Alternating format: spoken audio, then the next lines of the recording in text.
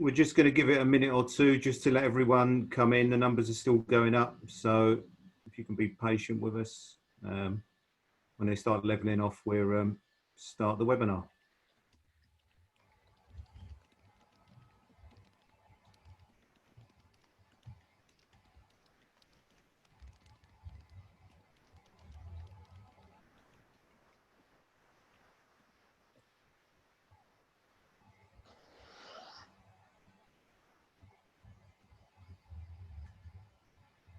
Coming in.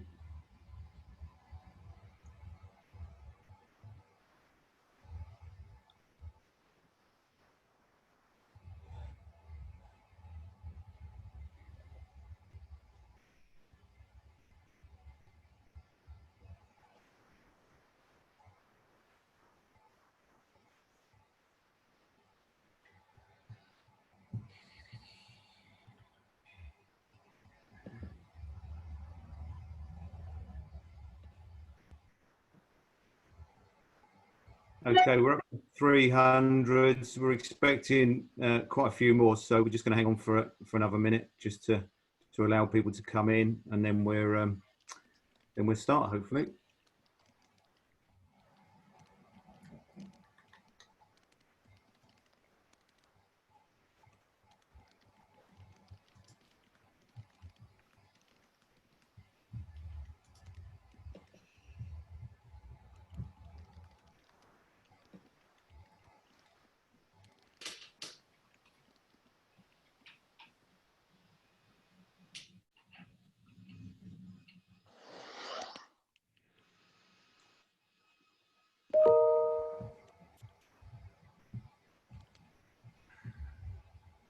Okay, we're still going to give it a couple of minutes because I think it's been posted that some people had trouble getting in, and we did start slightly late, so apologies for that, but we will start shortly.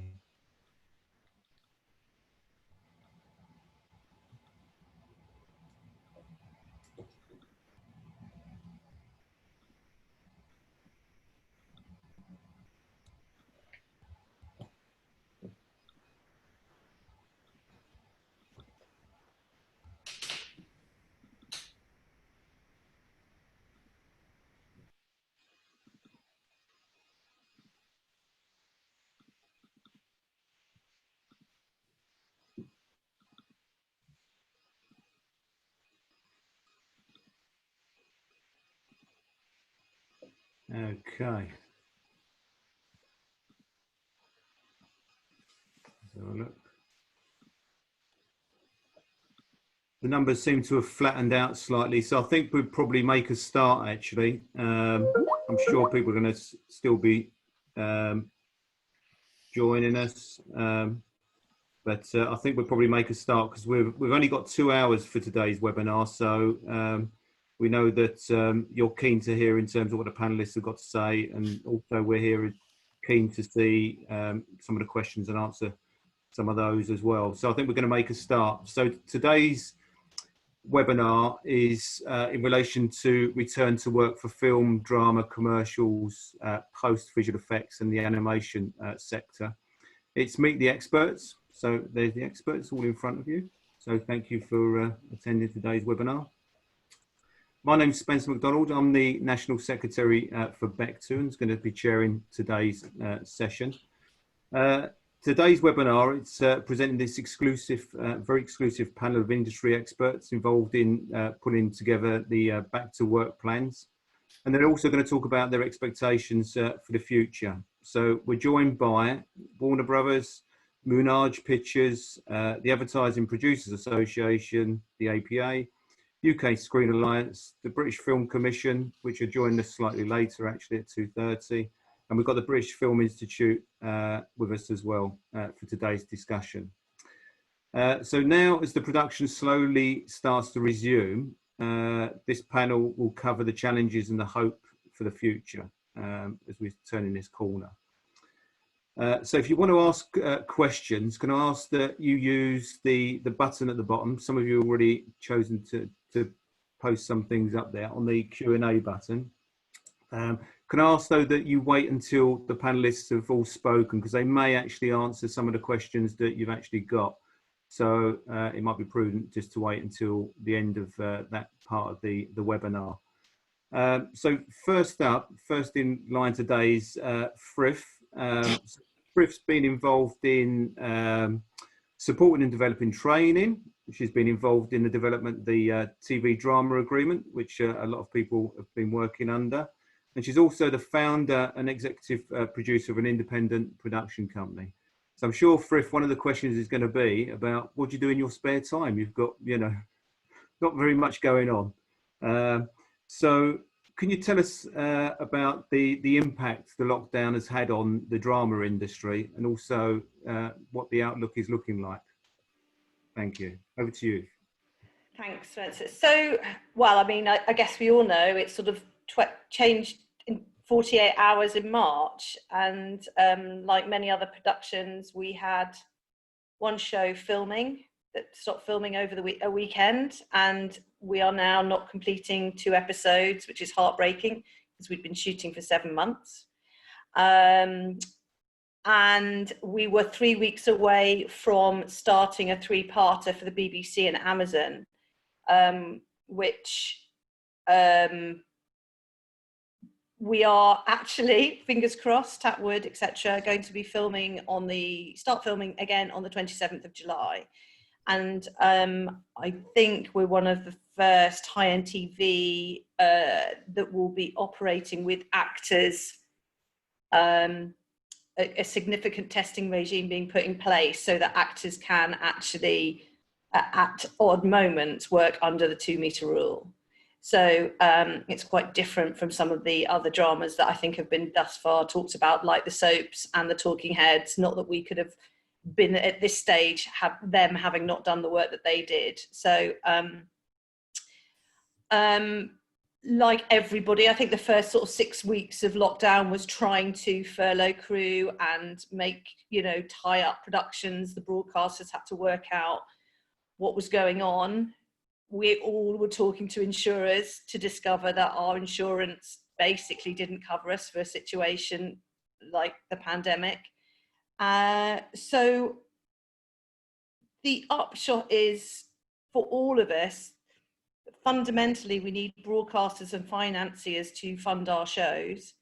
And in order to get the new show up and running, a lot of the conversations have been about, obviously, approaches with crew and testing and health and safety measures. And secondly, who is going to stand up behind the risk should something go wrong. So very much been looking at, one, working with this hazard, as our health and safety people call it in a sexy way, and addressing contracts and working practices. Like all of us, information started flowing around the world with all different sets of protocols. And I would say actually the hardest part of it has sort of become myth busting, because everyone individually has started to have their ideas of how film sets should work. And ultimately, it has to be the health and safety officer who's deciding what's right for your shoot, which could be a different shoot. So partly the reason we are going ahead with Pursuit of Love is there's a few key ones. Number one, it's a 3-parter. So it's a shorter shoot. It's roughly a 10-week shoot. In terms of risk, it's something that it's a shared risk because there's 2 big broadcasters who are funding the show.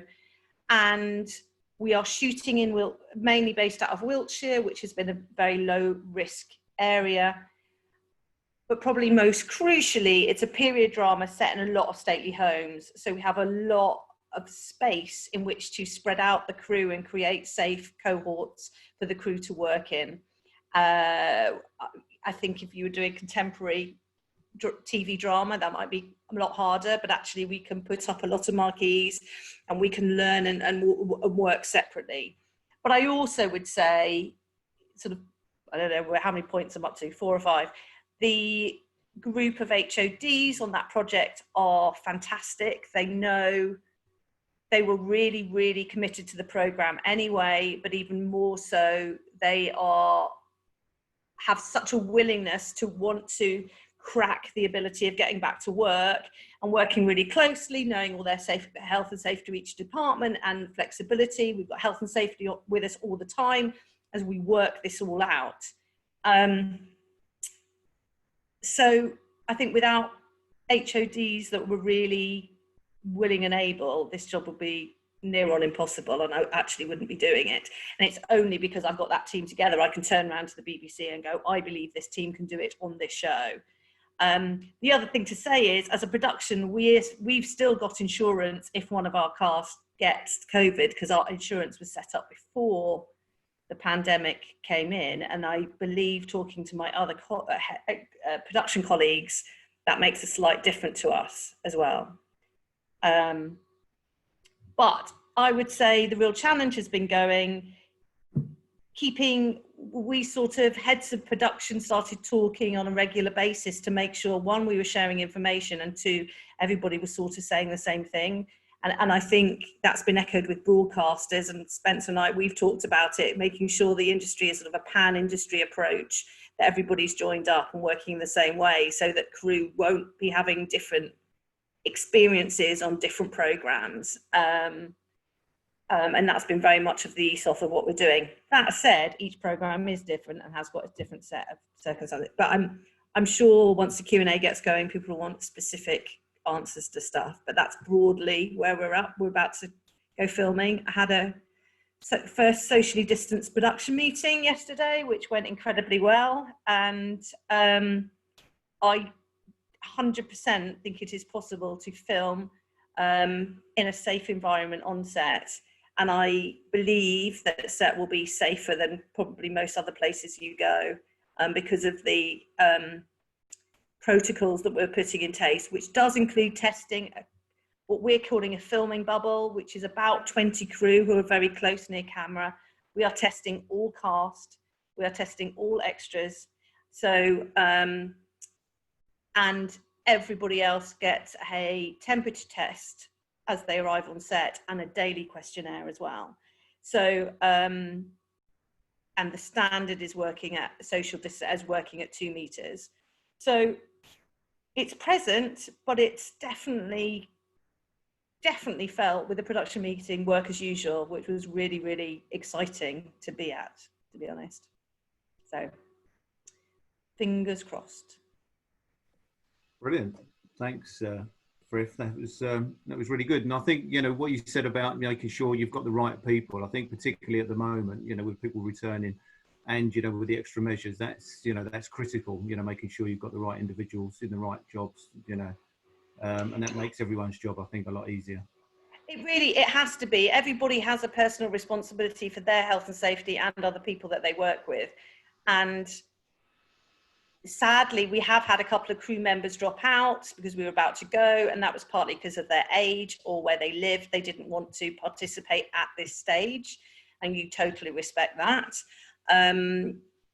But I'm hoping that once it becomes more normal to act, that people will be less fearful. But yeah, I definitely, what I think the most uncomfortable aspect of it, and the thing to get our heads around, is we all live quite separate work and social lives. And I suppose the most odd thing about it is we have asked every single person to describe what we're calling a moral pledge. And that is essentially to work, as lockdown was about 2 weeks ago, to acknowledge that you are going to stay working on that. Because the fact is that, you know, the virus hasn't gone away, and there's a sort of madness in spending so much money and support on set if someone then goes away to an all-night rave, for example, which is happening, which I'm sort of slightly loving. The 90s are back, but, you know, and a health and safety thing, actually, it's a bit of a strange thing, because you're asking people to sort of sign up to be socially responsible in their non-work time. And obviously as an employer, that makes you feel quite uncomfortable asking that question. But it's sort of like, if you work on an oil rig, you've got to go to an oil rig. It's a kind of, it's having to become a prerequisite of working, that you have to sign up and know that you're all in it together and act responsibly in your social time. And to the point that if you discover that someone hasn't, i.e. they've gone to a rave, that is now essentially a sackable offence, because you have put yourself and therefore your work colleagues at risk. So that's the bit that's new, I think, and a bit weird for us all to get our heads around. And I'm hoping, if I set up a show in 3 months' time, it won't need to be that harsh. But it's like, as we sit here at the moment, in order for me to get the financiers to stand up behind our show, that is the question I've had to ask of absolutely everybody, including myself, So, yeah. but it's an ever-changing, evolving situation. As I say, how I might set up a show in 6 months' time might be completely different. But at the moment, this is what's being asked of people, and it's a bit odd. But if you think about it, it makes utter sense. Absolutely. Yeah. Thanks, Frith. That was really, really, really, really useful. I'm going to bring in Kevin now. So Kevin probably doesn't need much of an introduction because he's been around since the Big Bang, I think, Kevin. Easy. So, you're like Dorian Gray, Kevin. You never seem to change. Oh, I'm very grey. Or you've got a Hollywood plastic surgeon or something. So Kevin, can you tell us a little bit about the major motion picture sector and what the outlook is for that particular area of production? I'll do my best. Can you hear me? It's been an interesting challenge through all of this, and I got asked very early on if I would join a very grandiose title, a task force for Warner Media to look at the whole getting back to work, and it was a global task force. So what's been really interesting to see has been like the international take on all of this, and where from a major studio perspective where they're coming, because that was this Warner Media Group's across I don't know if people are aware, but Warner Media was bought relatively recently by AT&T. So it's very much the sort of major corporation view. And this group is across HBO, it's across Warner Features. It's also, we've got a lot more television happening in the UK now, from between Warner Horizon and Warner Television itself. So it's across all of that group. And what was a struggle from the outset was actually just making sure that across the group they're aware of the differences in regionality and what we're doing in let's say the UK. I mean, I'm also responsible for stuff across Europe, so we have Matrix that was due to be shooting in Germany, which we're just getting back up. And that has been a struggle. I mean, it's interesting hearing Frith talk, saying that one of the big challenges for us moving on has been myth busting as well. Everyone has suddenly become a Google expert on everything sort of related to getting back to work, and it has been a slow process. And when you're in the major corporate machine as well, just the issues around liability, the issues around them setting big corporate policies that you don't necessarily want to be encumbered with if they don't apply to the country you're in, the territory you're in, or whatever. All of that has been difficult, but we're getting there. We are getting there slowly, and I think what we did UK PLC, what we did early on in terms of coming up with the standards through the BFC. And Spence, I was asked to chair the production group looking at how we get features back, and literally the first phone call on that was to get back to you guys and the union involved, and actually your input in that was just terrific, because folding back to the expert advice around HODs and people who have to operate the sets, the input from the first ADs, the input from departmentally, in terms of putting that together was just invaluable, and it put us actually in a much better place than anybody in the US were at, in terms of how much consideration had gone into the planning, and it's still a live document. You know, Sam at the BFC's just done a remarkable job pulling all that together and constantly updating what's a live situation. We're reviewing every day. Something comes up that looks like it could improve how we're going to manage, and we have, in terms of the sort of care that we're taking around getting feature productions back up, we do have a slight advantage in terms of being able to apply budget to it, and one of the major things that we've done or proposing to do is belts and braces above, let's say, what Boris would necessarily consider to be acceptable. We're our own strictest police force. We've hired medical consultants, the really impressive group, to advise us across all of the protocols that we're adopting, we're looking certainly at Leedston to have a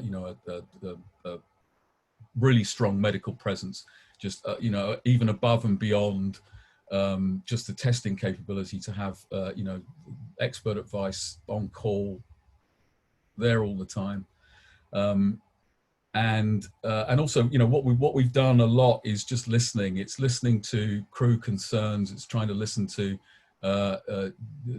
what people are worried about coming back, to try to actually alleviate all of that. And one thing that's been really important through this whole thing as well, and I have to say I've felt it myself as well, is the pressures that people have been under being at home. It's also the mental health consideration around everything that's going on. It's making sure people are, nobody wants to force anybody to come back. It's making sure that people are able to ask the questions, have them addressed, and that there's availability there of expertise that can alleviate some of this myth busting, because some of the things that are certainly coming out of the US at the moment are way above and beyond what any of the science is actually telling us is needed. What's going to be interesting from a production perspective now, I think, is what I've seen is we're about to get stuff up and running. I mean, we were 35 days into shooting on Batman, and had to shut down, and we're looking to get that up soon. I think we're hoping to start shooting by end of August, beginning of September. Same with Fantastic Beasts. That was about to go into day one.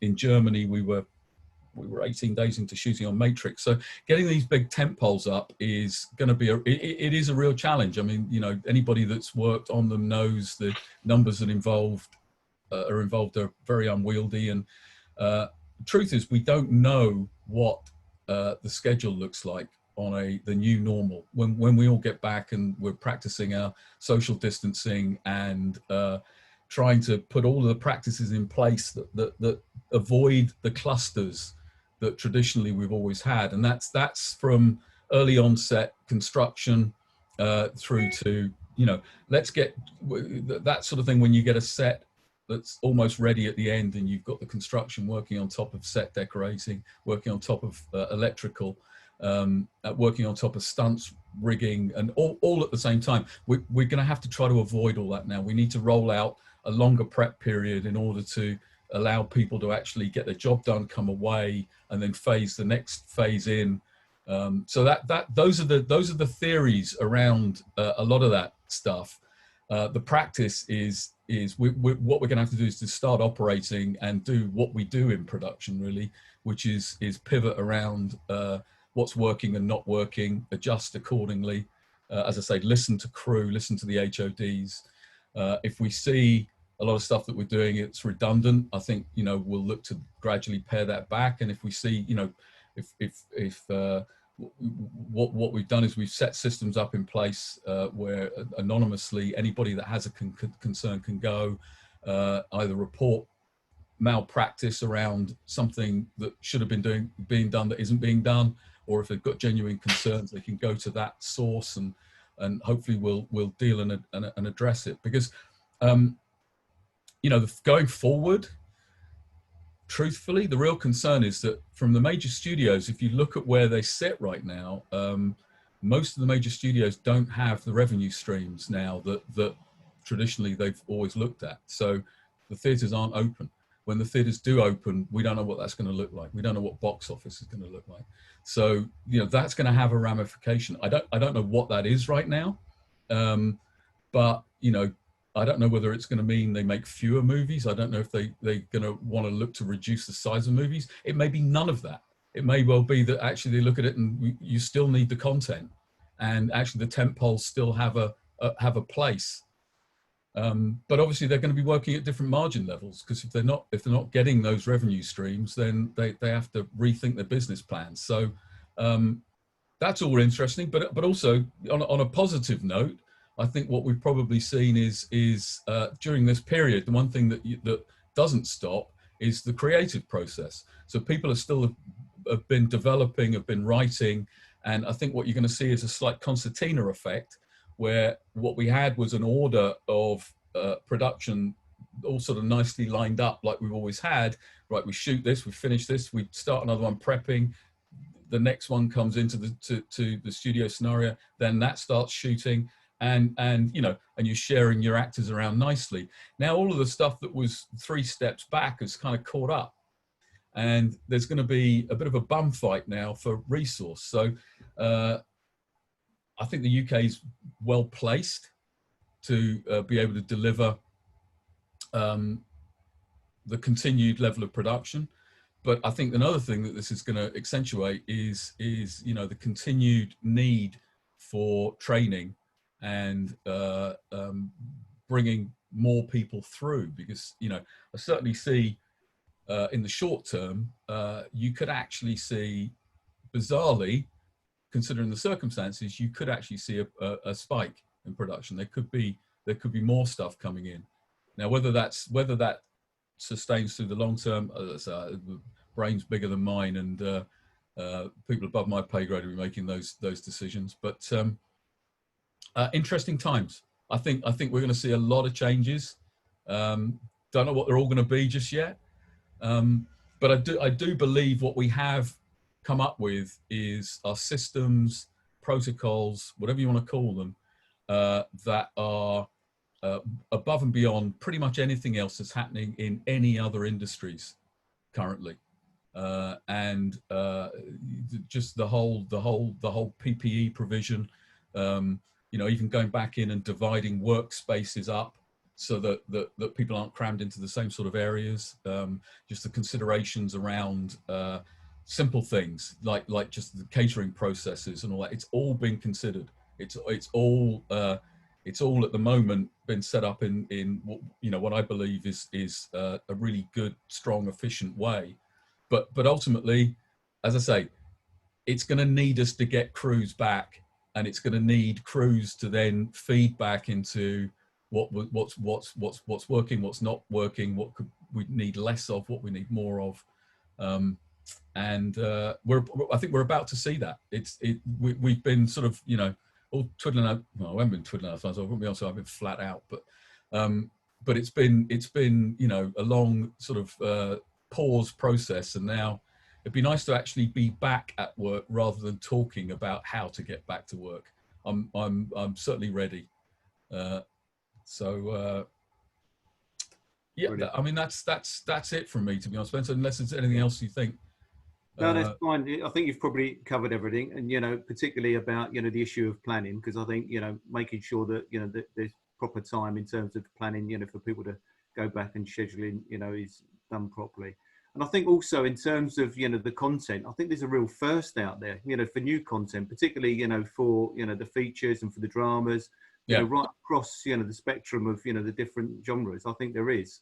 You know, oh well, listen, from a Warner Media perspective, yeah, we're hoping everybody's seen everything on Netflix now. I've seen everything twice. So. Right, I'm going to bring in Steve Davis. Steve's the Chief Executive of the APA. He was a lawyer in a previous life, I was told. That's true, Steve, yeah. And I thought talk was cheap until I hired a lawyer once, and then I found out it wasn't so cheap. So, Steve, I thought that given that, we're in a bit of a downturn, I thought that, brands might want to, really go out there and start advertising. I don't know whether that's true, in any downturn, do advertisers, go out there quite strongly and start, trying to get back in, some of the, the income that they've actually lost. So I wonder if you can just tell us about the commercial sector and, the guidance that you've produced and how that's helping in terms of getting people back to work. Thanks. That's a very good question, Spencer. That is the orthodoxy. That is the research that shows that brands that advertise through recessions come out of them exponentially stronger than those who don't. So, of course, as an industry, we've been foisting that information on clients every 5 minutes to get them to start working again. But the current situation is much more complicated than that because, of course, it's not a recession, really. It's a very unique situation. And for some brands, of course, there's been no point in advertising. If you're a travel company, for example, or a leisure company, there was no point in advertising for the past 5 months because you couldn't sell your product anyway. So the reality is that much as we are trying to get everything going, and that's our 100% objective, the world is more complex than that at the current time. Like we heard from Kevin, we in the commercial sector have our guidelines. We publish those with 2 objectives. One is to ensure everybody is safe on set. That's the number one. Second is to give clients, which is what we call advertisers, the confidence to commission commercials. And it has done that to some extent. But of course, people involved in advertising, whether they are clients, crew, production people, agencies, whatever, are people as well as businesses, and they're factoring in all sorts of complex decisions about their own anxieties about going outside. Perhaps they have particular conditions, or they live with somebody who has. So none of the decision making is sort of mechanical and business-like in the sense that we're taught that the business make decisions. It's all behavioural decision making. So what we've seen is there has been certainly an upsurge in demand. More work is getting made, but we're still seeing it hasn't gone back to normal. It's still quite cautious. Lots of production companies, as soon as I start talking to them, they mention the word feasibility being a discussions that is arriving from an advertiser via an agency where they're talking about whether it's feasible to make something or not in the current conditions. And pretty much always it is, and the production company can reassure them that it is, it can explain the guidelines, it can explain the safety measures it will take. But quite often the client is still getting cold feet for various reasons or deciding to leave it for a month or two. But of course their income and budgets have been hit too. So the position is, in the real world, is more complicated than the theoretical. They should spend more to get out of it. But we're gradually getting there. We did a survey of members a couple of weeks ago. We didn't do a survey in March when things were starting, which we noticed quite a few people had done because we knew everything was terrible then. There wasn't really much point in putting out a survey just to tell us that. But as things started to recover, we asked people questions like when they saw, they'd be back to normal, and when in terms of volume and income. And there's a huge range of that. Some people were as early as now, and some people were up to a year away. So it's spread out over that period. So I think all we can do as trade associations is continue to promote the need to advertise, promote that confidence, and promote the fact it's safe to shoot and that you're allowed to shoot as you are, and just keep getting that message out there. And that's what we will be continuing to do.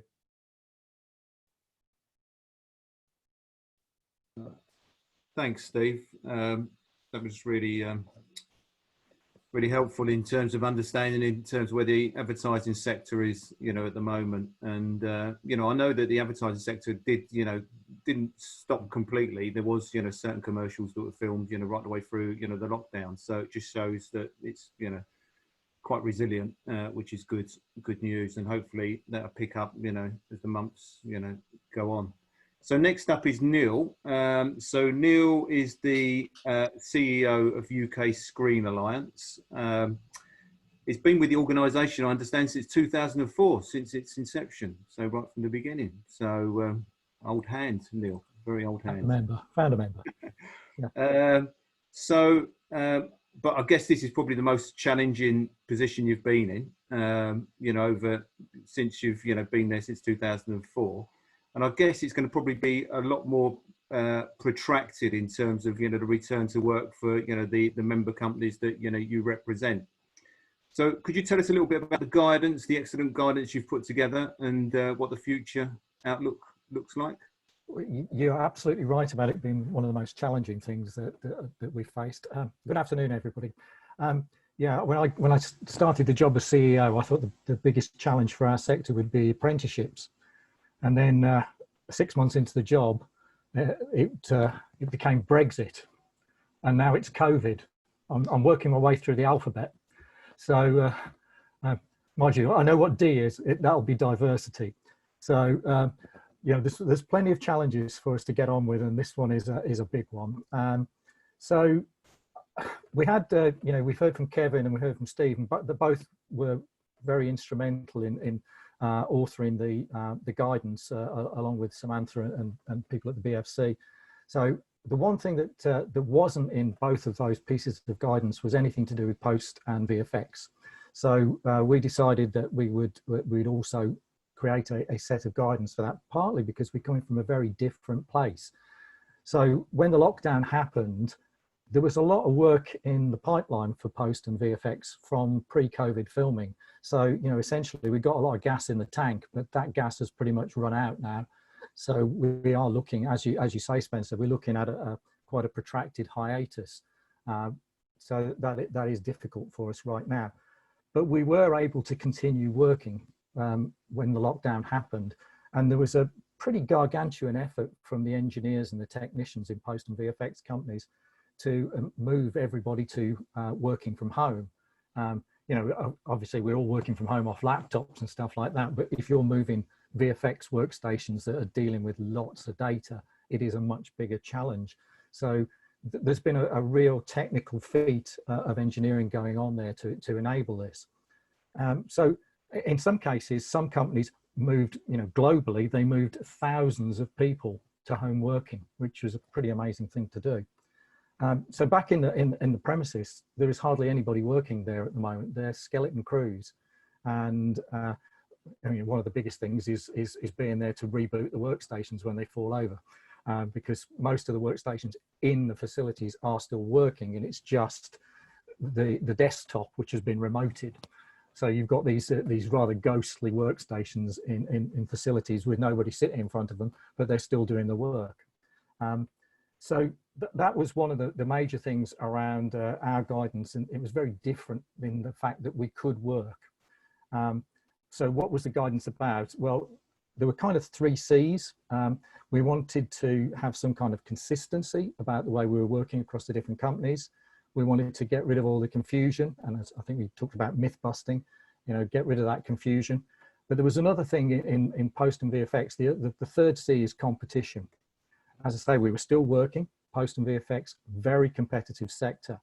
But the one thing that we decided nobody should compete on was their willingness to risk the health and safety of their workers, of their contractors, freelancers, and of course of the clients.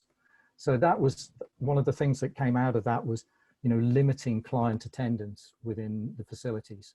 And that's pretty much where we're at the moment. We're gradually starting to see people drifting back into the facilities as the lockdown has been eased.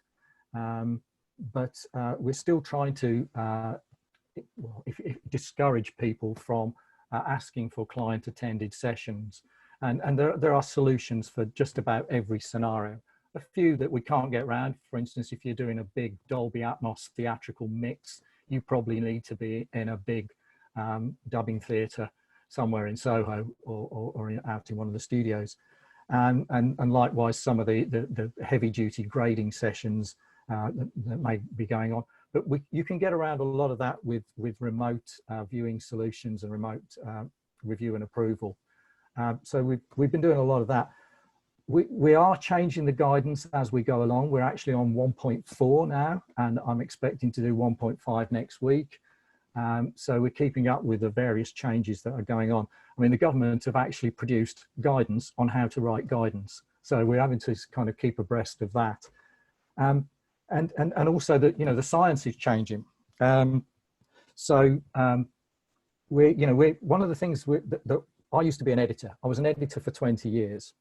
And the one thing that worried me was when I sat down in an edit suite on a Monday morning, if the director came in, my client, and they started sniffling, they got a cold, and I knew I would get that cold by the end of the week. So that is the kind of thing that you need to start thinking about, when you get back to that situation normal of working in the room with your client. And we're looking at risk really, and how to mitigate that. And currently, the prevalence of COVID in London is about 300 people in every 100,000. That's kind of the daily figures that are coming out. So it's about 1 in 300 people that you might come into contact with potentially has COVID. So it's a question of, if it was a common cold, you wouldn't worry about it, but COVID's a killer. So you have to look at it a different way. So essentially, we're still reviewing that. And there is some science around at the moment about, particularly with this new science about the aerosol transmission of COVID. Everyone's been saying it's about, droplets. But if the aerosol transmission theory is right, and there's about 240 eminent scientists been writing to the World Health Organization to get this onto the agenda, then, sitting in an enclosed room for 8 hours a day, 5 days a week or more, and with your client in close attendance may not be a particularly good idea, even if you're more than 2 meters away. So I think we're still looking at limiting client attendance. We may see some changes tomorrow when the Prime Minister is supposed to be making some announcement about getting people back into offices and getting them onto public transport, but we'll have to see. And I think like Kevin was saying, we have to stick with the government guidance, but if we need to go further than the government guidance because of our particular circumstances, then we will do, to make sure we keep everybody safe. So yeah, it's a changing picture, but we are still working, albeit the fact that Post and VFX need the filming community to get producing content, because we've basically run out of things to work on. Brilliant, thanks, Neil. Yeah, we all hope that that happens quickly, sooner rather than later. And yeah, when you said about the government producing guidance about guidance, that just kind of summed up, what's going on at the moment in terms of the government.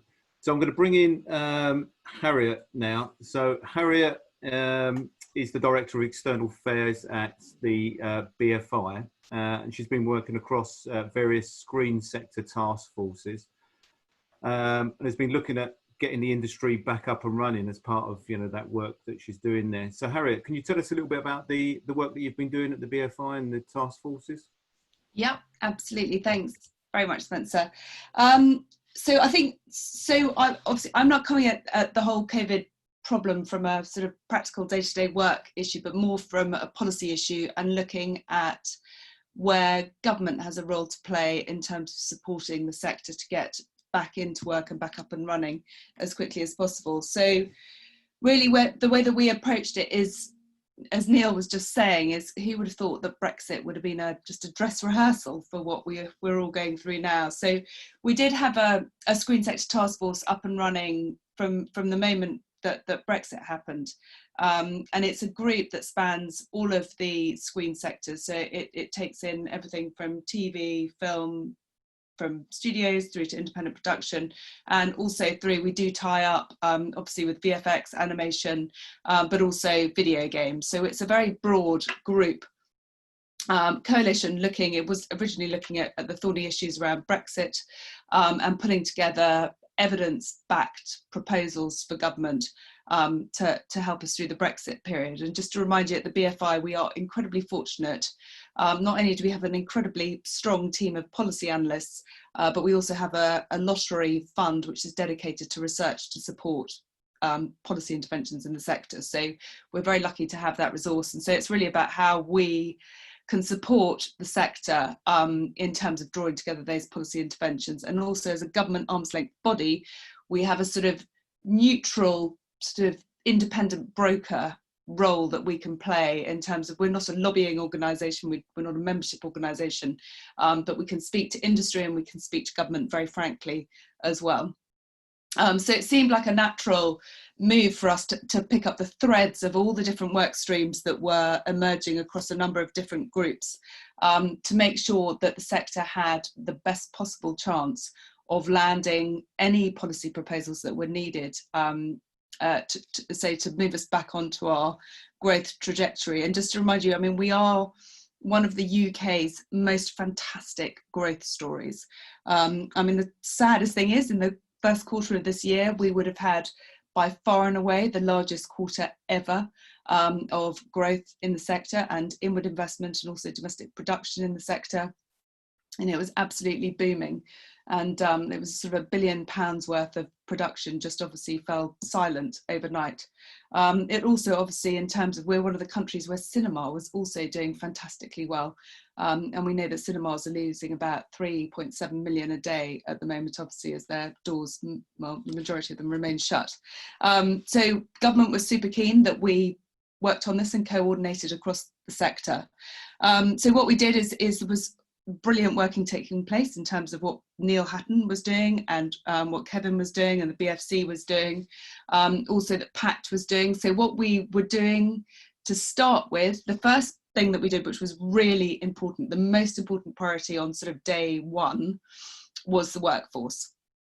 And it was that issue around what on earth is going to happen to people who literally, you know, they lost their, you know, jobs on day one, there was no more work, and that issue around how we came up, worked with government to devise a scheme, both for the furloughing scheme and the job retention scheme, but also in terms of freelance support as well. Now, as I'm sure many of you are aware, we were not entirely successful on making sure that every single freelancer was captured by the government schemes, and I have to say that, you know, that remains a huge disappointment and something that we have to learn from as an industry, how we make sure, were this ever to happen again, and God forbid it does, but were it to happen again, that we would not find ourselves in that situation. And we do know that there are about 20,000 freelancers who were not covered in our sector by the government schemes. So in response to that, we worked quickly with a film and TV charity, and that was very much spurred on by Netflix, who were the sort of founder donor into that charity in terms of launching a freelancer hardship fund. There were others who put in. I know Warner put in funding into that. We put $500,000 of National Lottery money into that fund as well, and ITV, and I think some of the other broadcasters too. So I mean, I do hope that went a very small way to helping what was, you know, initially a very, very alarming, situation for many freelancers to find themselves in. So the next thing that we moved on to was actually making sure that there was an industry to go back to, and to go back to swiftly.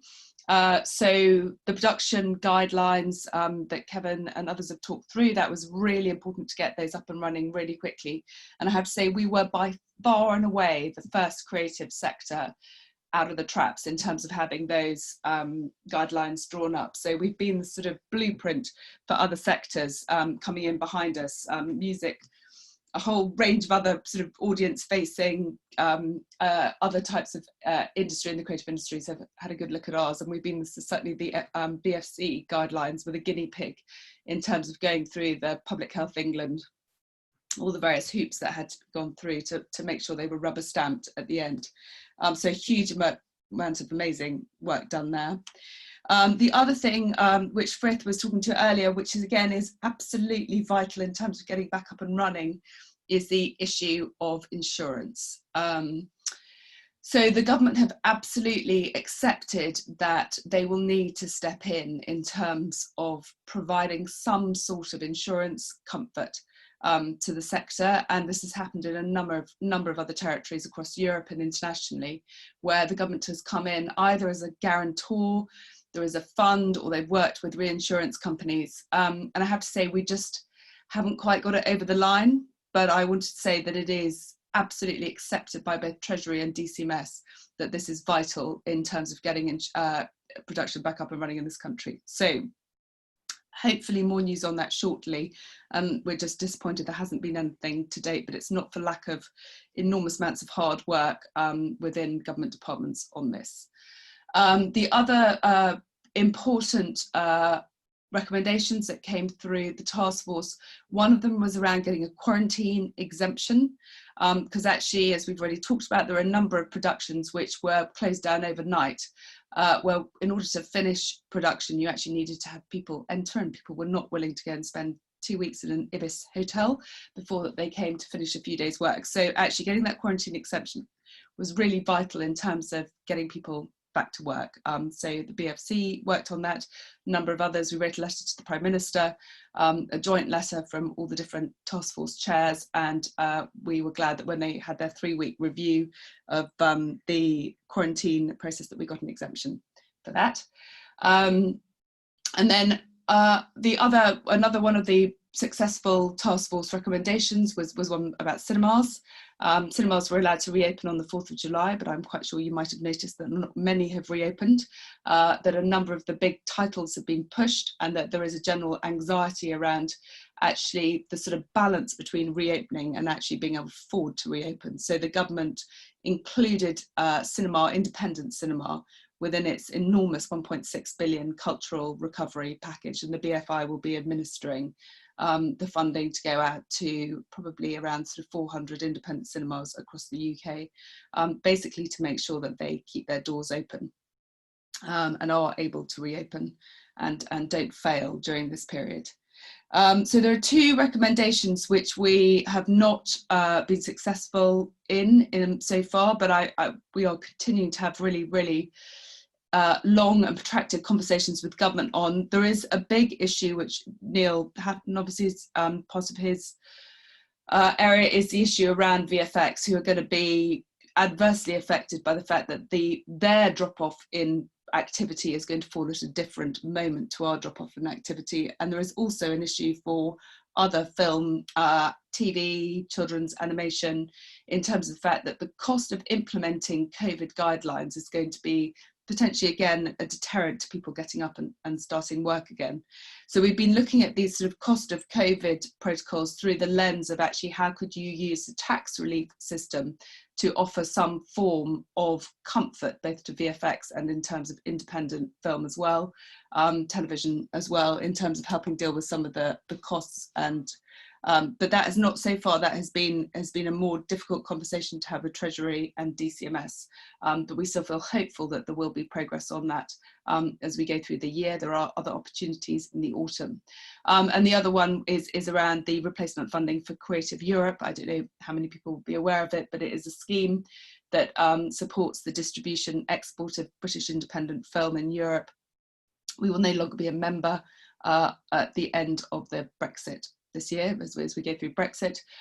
So we have been working on how you could have a replacement fund, a global screen fund to replace that. And again, we failed to get that funded just now, but actually we still have a spending review in the autumn, which will give us time in terms of hopefully having that fund up and running for when we leave the EU. So those are the key areas that we've been looking at to date. But I just want to come back on one thing, which is the issue around workforce. And as I say, I think we learned so much at the beginning of lockdown when we just saw the impact on the freelance community overnight of lockdown. And then in terms of having worked very closely with a film and TV charity, in terms of how that hardship funding worked and what we learned through that process. Then you layer on top of that what happened with Black Lives Matters. And, there is a very strong feeling across the whole task force that it would be a derogation of duty to come out of this without having thought very hard about what we've learned about the workforce. And that's everything from actually the fact our failure to really make a huge difference in terms of BAME representation, both on and behind camera, through to the mental health areas which the film and TV charity are doing a lot of work on. So that will be a sort of legacy work stream that will be coming as soon as we've dealt with the immediate back to work streams, that we will be having a sort of second task force, which will be very much looking around sort of supporting the people in our industry and just understanding what we've learned through this. So I think that is a summary, Spencer, of where we've got to.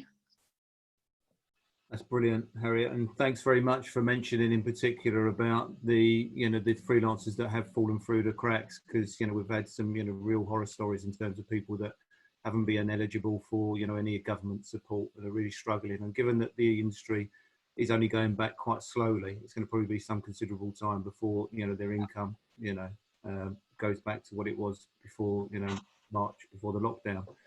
So so we've been hugely disappointed as well, in terms of the government and their recognition of that. So we've been lobbying quite hard, but unfortunately they haven't been listening. But thanks for mentioning that. It's really important. Can I bring in Samantha now? So Samantha is the head of production at the BFC. I'm looking behind you, Samantha, to see if you've got the slogan "Calm down" and what's it? Chris got that. Keep calm and carry on. Keep calm and carry on, because that must be the mantra at the BFC at the moment. Keep calm and carry on. So can you just tell us a little bit about the work that the BFC have been doing in regards to feature film and high-end TV?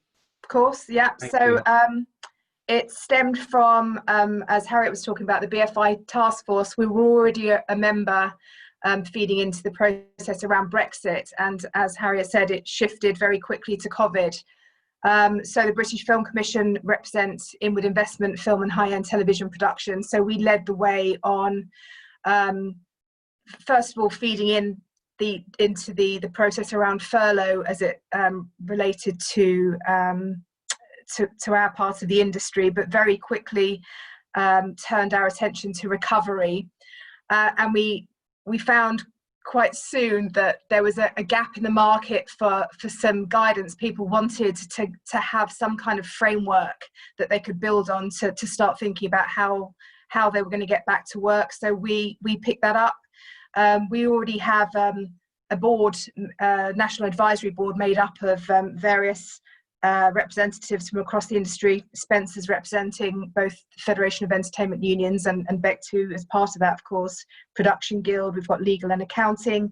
BFI are obviously on the board. Screen Skills as our lead training partner. All the devolved administrations are represented. Welsh Government's represented, and then members of the regional and national screen agencies. And then what we did is we recruited specific expertise to turn our national advisory board into a recovery group.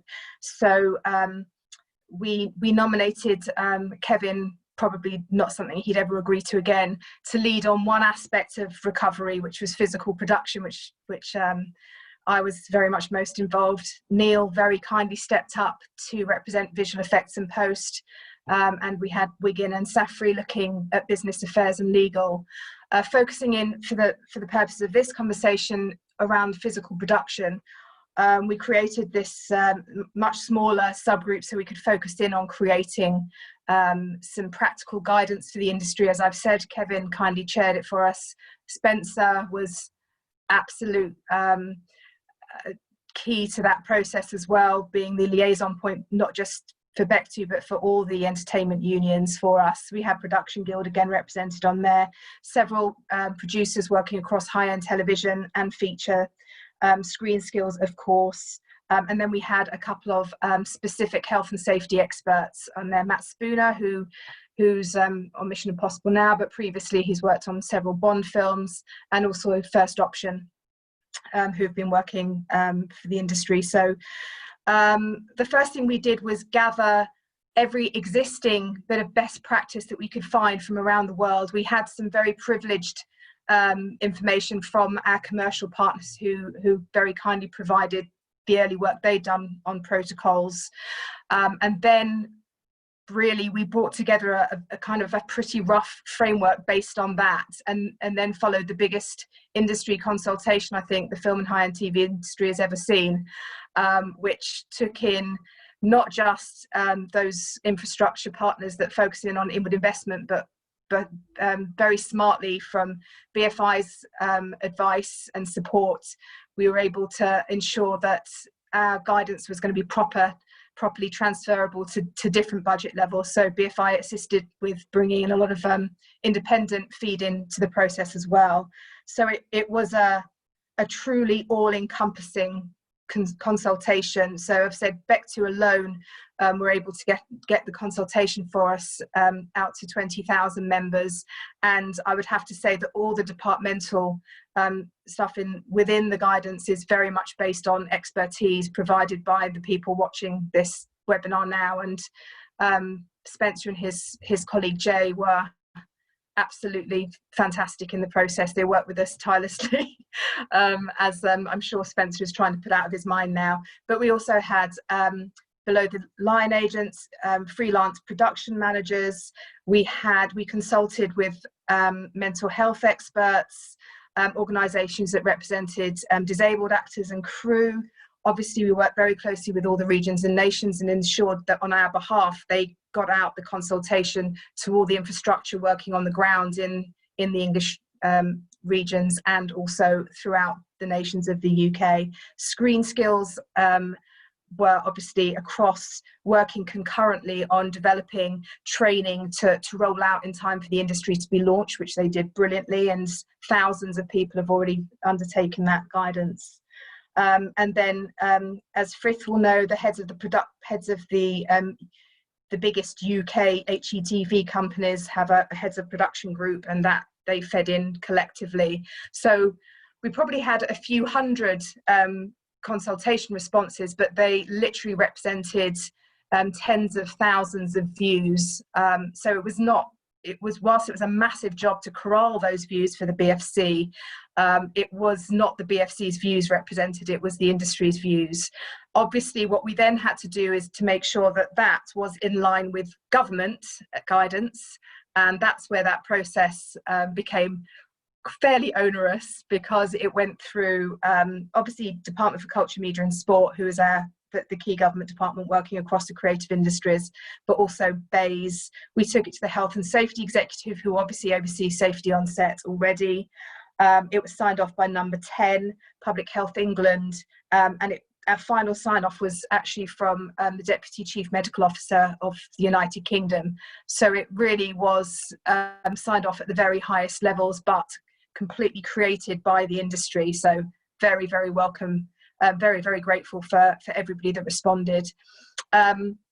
We weren't obviously able to take on every view because we had to measure industry's guidance with government guidance. As Kevin said rightly, it's a very much a live document. As Neil knows, we've been through various iterations already.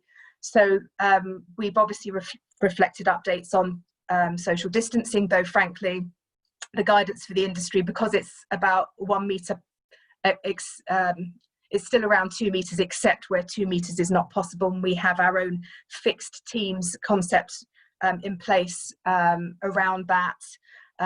Then we had to bring on new guidance around the use of PPE, which has changed based on government guidance. This just last week, as everybody knows, and as Harriet has rightly said, we've been very involved around self-isolation or quarantine exemptions.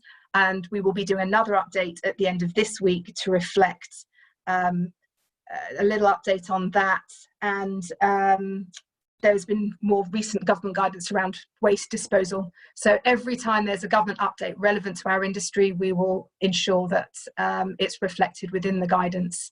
And what we won't be doing is making any sweeping changes that aren't necessitated by government, because this is guidance very much owned by the industry, and so what we want to avoid is making sweeping changes when we've consulted so widely on it, and that's where we're at.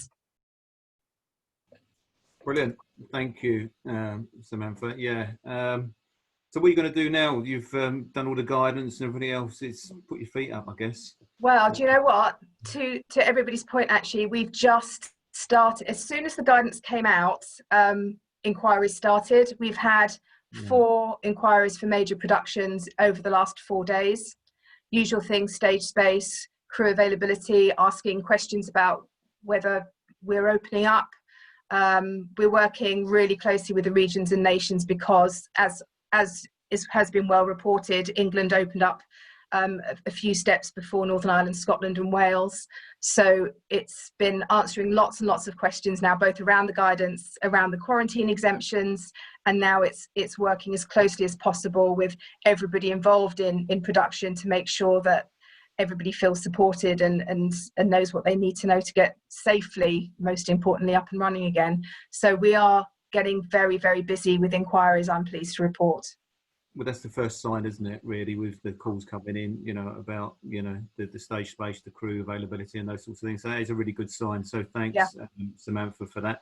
I'm just going to go on to the questions now. And I noticed that there's a few that talk about, so there's one from Gareth, Jackie and Caroline. They're all about the, one's about, so Gareth is about, working away. So that's on locations. And then Jackie's one's about the PPE and those sorts of things whilst on set.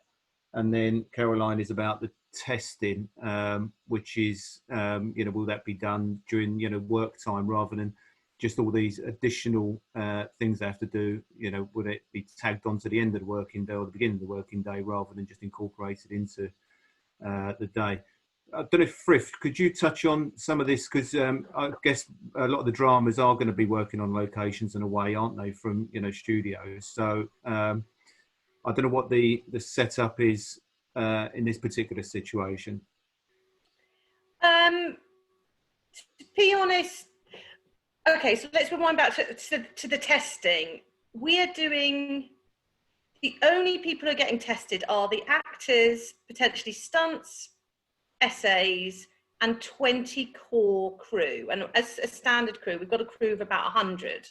So for the majority of the crew, nobody is getting tested. And there's a couple of reasons for that. Partly because socially distance is contrary to your natural behaviours. So there is an argument, if you have been tested or got antibodies, changing the way that we work is crucial to the success of this. So the majority of the crew will be in separate cohorts, which means separate areas, and only a few people will be on set. And it's about the actors, because they're going to be the only ones who on occasion will not be wearing PP and in close contact. Everyone else, even if they are getting tested, will still probably be in PP quite a lot. So for example, we're testing 2 makeup out of a team of 7, because they're going to be the ones on standby. Whilst the actors are made up, we have got significant PPE, quite distant setups. But what we have got is on-set testing. So if someone did feel that it had a symptom, regardless of who they are in the crew in their cohort, they would get tested immediately, and then hopefully we can turn that around in 2 hours to make everybody less worried about everything. So in terms of the crew en masse, I think there was a question about this system work time. It's a temperature test that literally takes 3 seconds. So that's, the same as parking up your car to go to work. And we've got a questionnaire that gets sent to your email at 4 a.m, and you do it again. I do it. We're all doing it now. It takes half a minute to say, yes, I'm well. And then you get a text to say that you're green, go, and you can go to set. So actually, and then in terms of PP and cleaning, each department has an individual risk assessment, and hopefully the onus is actually on that department to sort it out and being clean. This is not about an extra job being done by a separate COVID department. Again, it's about, this is all of us changing the way that we work to be safe. Now, as Kevin said, we're not quite sure on the impact on how much it will slow things down. Arguably, it could actually speed things up.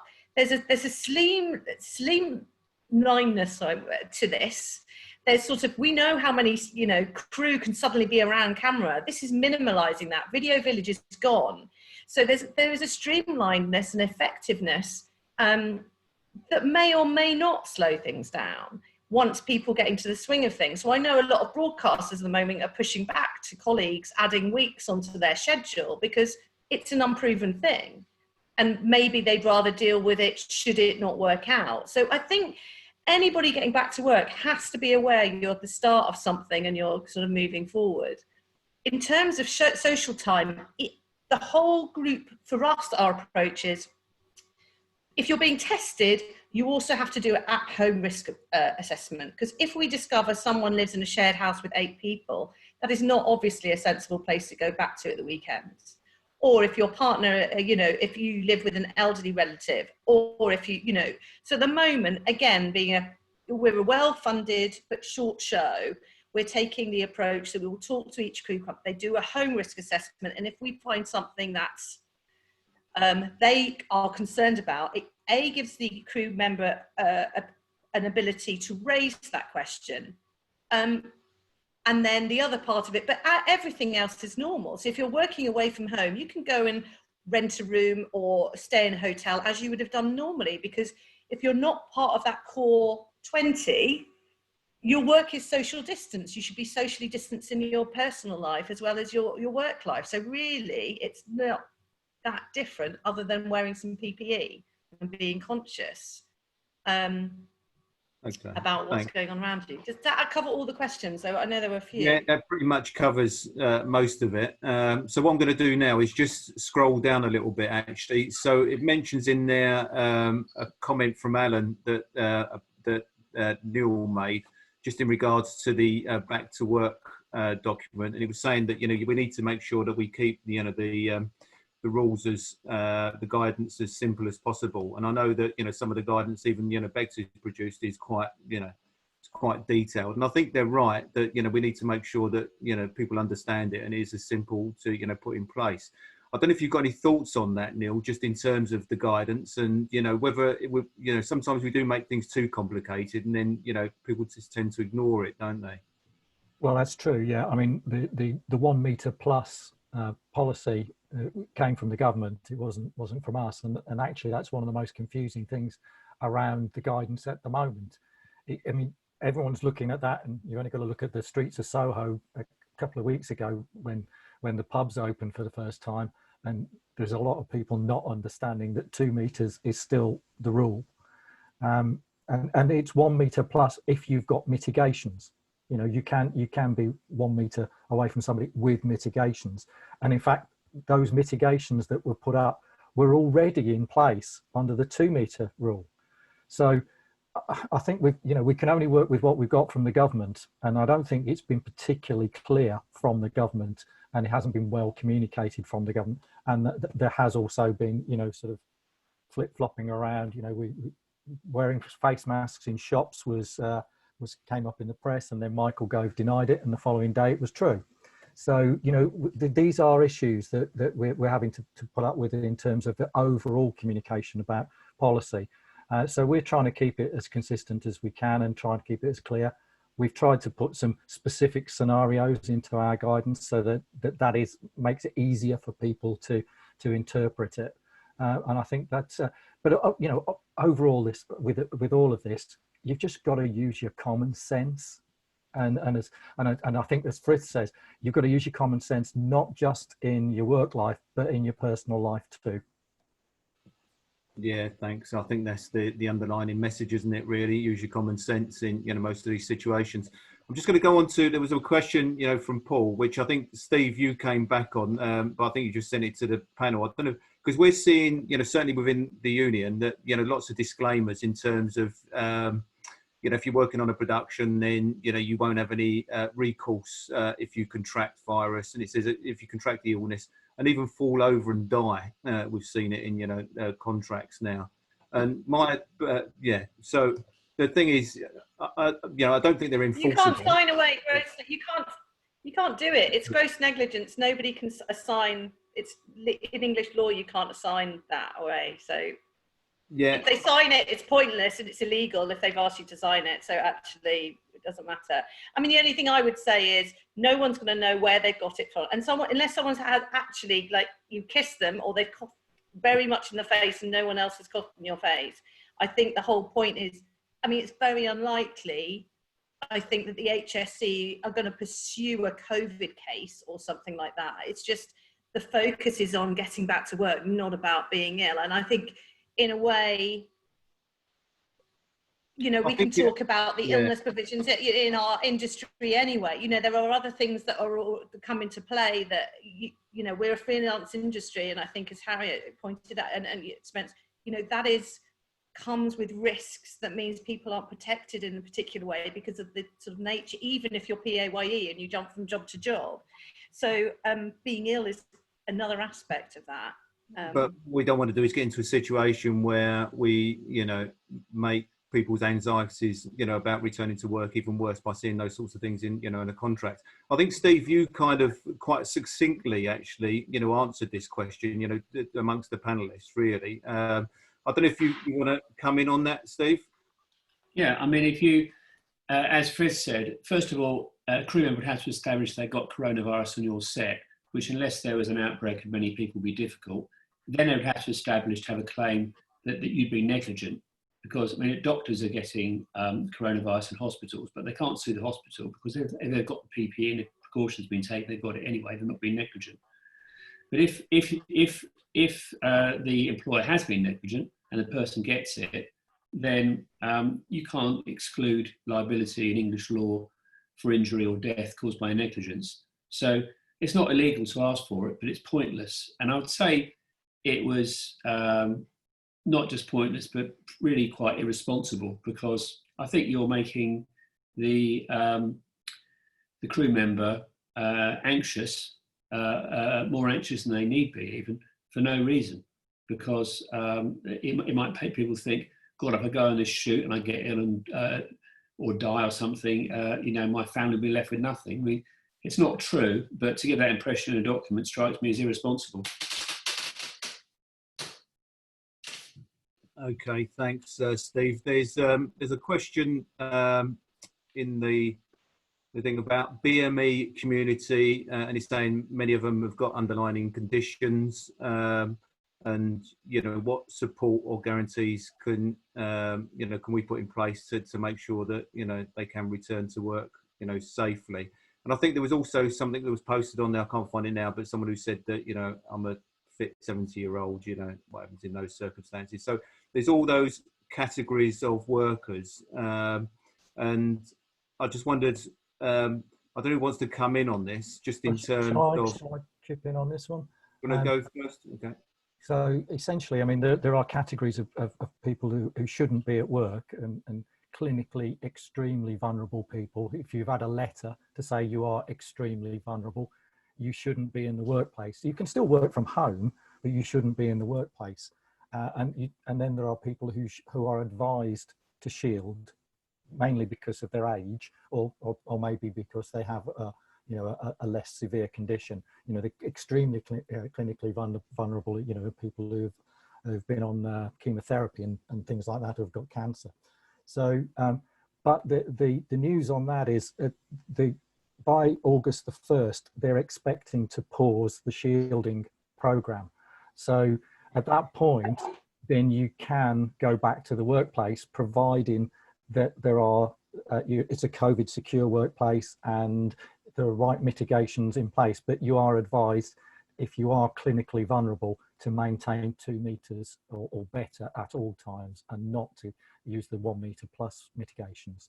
So I think we are going to go into, in the space of perhaps a couple of weeks' time, this will be a non-issue. Hopefully, if we stay on the right track with the number of cases coming down and the number of deaths falling. I would just add that there's a special section in the BFC's production guidance around protecting people who are at higher risk. And one of the points the Deputy Chief Medical Officer made is that this should be a conversation between the individuals and the productions. So it's a decision made between them, not imposed on people, which I thought was well put. But there is a section in the introduction around it, if helpful. Brilliant. And as Neil said, there will be updates inevitably to reflect the changes that are coming. There were some changes on the 6th of July, and as Neil correctly says, further changes coming on the 1st of August.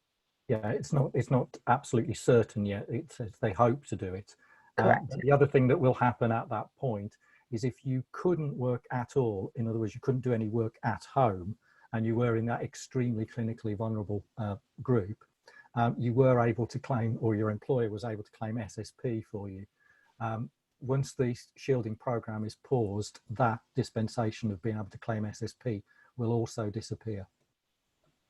Okay, Thanks very much. I'm going to move on now. So there's a question in there in terms of, you know, when productions and, you know, post, you know, back up and running, which some are, you know, already. They're saying in the post, this is from Jason Barnes, that, you know, this is going to mean, you know, less people, and then obviously the less opportunity for, you know, training and progression. I don't know if I can ask you, Kevin, just in terms of, because I presume that the size of the crews are going to be, you know, reduced. You're not going to get the same size crews. We're not, or we haven't talked about reducing crews at all at the moment. There's no intention across now. You know, I can't speak for everybody, but there's certainly no intention across our bigger productions to start letting people go. In fact, you know, in some of the stuff that we're getting up and running, we're also, because of the time constraints, considering all kinds of other options, you know, including potentially more people working from home. I mean, I think it's just there's going to be a different working landscape when we do get back up. The more people that can work from home, I think that there's going to be provision there to try and enable that. Where people can't, which, you know, obviously around a set, that's very difficult. There are sort of other provisions that we're looking at. So although the immediate set itself may look like a reduced number, there'll still be people in and around the sort of greater vicinity still doing their jobs in a slightly different way. So we're not actually talking right now about necessarily laying people off. It's just the amount of people that are necessarily, say, needed immediately around camera, which would be addressed. So one of the plans I've seen is you know, that you'd have a holding area outside of the stage. So although the people actually shooting in and around the set, the actors or whatever, would be there for sort of immediate last checks or whatever, and then come away, go back outside, and then be in an area where they're able to socially distance and you know, exercise good practice and all that kind of stuff. So and you know, some of the working protocols are around people that are able to wear PPE, socially distance. They're actually, to be honest, very low risk. You know, and we've got the hand sanitization being washing of hands being probably the single biggest and most effective way of actually battling the spread of the virus. So it's just getting different practices in place, so it just becomes what people just do without thinking. I mean, there were all kinds of things early on about, you know, having every piece of equipment coming in and having to be quarantined for periods of time, and as the science evolves, people are sort of discovering that a lot of everybody keeps using the term myth busting. A lot of the kind of the worries around it can actually just be defeated by good practices, and truthfully, you can't catch the virus by touching something. What the difficulty of the transmission is actually you touch something and then you touch your face, you touch your eyes, your mouth, or whatever. So regular washing and just thinking about things like that, you know, and the PPE, just the face covering itself, you know, it stops you transmitting, but it also just discourages you again from the face touching thing, which is bad. So it's just establishing these practices as the norm, so that we can reduce the percentages of risk down to something that's really minimal. I mean, it's interesting. We were talking to doctors the other day who were saying that actually what we're talking about implementing across our sets is way beyond what actually medical practitioners are doing in hospitals, and that they're dealing with active COVID infected patients, and they're not using the same levels of possibly of protection, PPE, and everything, and testing that we're looking to put into place. So you know, I think certainly we're there with best efforts. Sorry, I'm going off the question there a bit, Spence. I think. But I just what I'm trying to say is that I can't speak for everybody. There is no intention right now of the new world looks like, you know, we're going to start all these shows back with a major cull of people, and we're running at sort of 20% of what we were. That's not the case. Great. I wanted to back that up as well, because when I mentioned the word streamlining, that didn't mean getting rid of people. What it actually meant was relooking at each department and seeing how they work.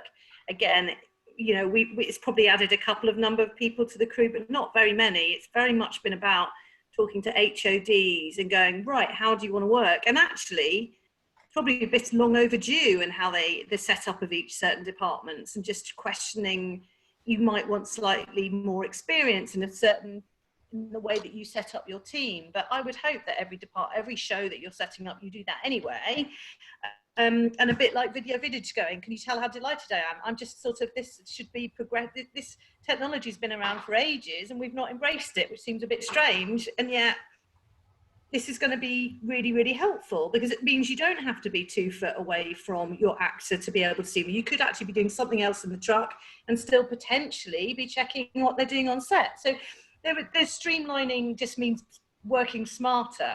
You know, we still need the amount of people, and it's massive, you know, in high-end TV, we're still doing really exciting kinds of drama, that more so than we were doing 10 years ago, and that isn't going away at all. I totally agree. Jobs are there. I think we need to move away. We've got a bit of a culture, Spence, to be honest. There's been a culture across the industry of people feeling like they need to be seen to be being busy. So you know, they have to be up front and center, and somebody's watching them, and we've got to develop a better culture around that. That if people aren't necessarily on set, up front, visible, that you're trusting that they're still doing their jobs, and if the job's getting done, then that's where we need to be at. It's not everybody having to be there at 5 a.m. every morning, irrespective of the workflow. It's going to be about staggering at people as they come in. It's going to be, you know, whether it's actually shifts may be the wrong way of describing it, but, you know, maybe this is an opportunity for us to move into a world where we can actually start looking at dividing the jobs up, which is actually something we were trying to look at way back, to actually get more working parents back into the workforce.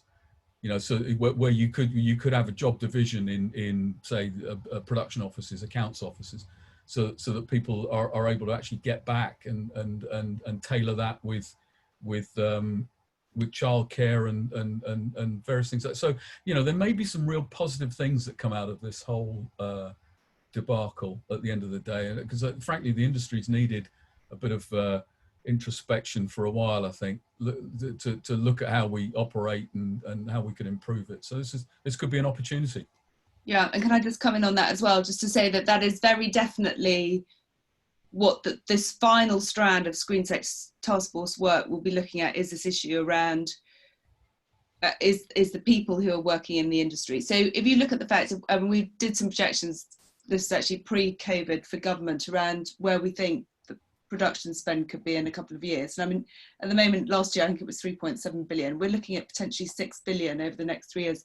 And that is a lot more jobs, but it's actually making sure that those are jobs that work for people, that the skills, people have the right skills, they have the right opportunities, that we go as far as we can in terms of making sure that we have a really representative set of new incomers into the industry. So that is why this workforce piece is really important, because actually, one, it's about making sure that conditions are right for everyone in industry, but actually there is a huge opportunity to retrain people, reskill people, work more flexibly, as we've understood through this whole period, and say working, you know, in terms of whether it's better, you know, the BFI got the bullying and harassment guidance, we've got our diversity standards, we've got work with film and TV charity going on around mental health, getting parents back to work. All these things are part of actually how can we make sure that those in industry are better served, but also that we make sure that we are a welcoming place for new people to come in, because we are one of the great growth stories for government. So there is a lot of interest around how we make sure that it is a better working environment as well. I think that's really important, and, you know, thanks for those contributions, because I think it's something that, you know, we do need to refocus on, because the thing is, it does unintentionally discriminate against certain groups of workers, you know, because people have got childcare responsibilities, they've got all sorts of other, you know, things, they want a family life, you know, and because of, you know, the excessive, you know, long hours, you know, that people are doing, people are, you know, leaving the industry. So we do need to kind of have a look at that in terms of, you know, is this the model that we've got at the moment? Is it the correct model for retaining people and attracting, you know, new talent into the industry? So that's really useful. If I could just, I don't know if there was something if I can just kind of add something to that, it'd be great. Because the original question from Jason actually went on to ask, you know, how might this affect training and progression in the sector? For instance, you know, with remote post practices affecting runner roles and training. And I think that's a very, very relevant point. You put your finger right on something which is concerning us. Because clearly what happened when everybody went to home working and no client attendance, well, the runners really didn't have an awful lot to do. In fact, you know, that they were some of the first people to get furloughed in post-production. And so I think that is a very relevant point about how do you train when those kind of people under those circumstances. And even thinking about, you know, what does post-production look like post-COVID? It's going to be a blended model. It's not going to go back to how it was.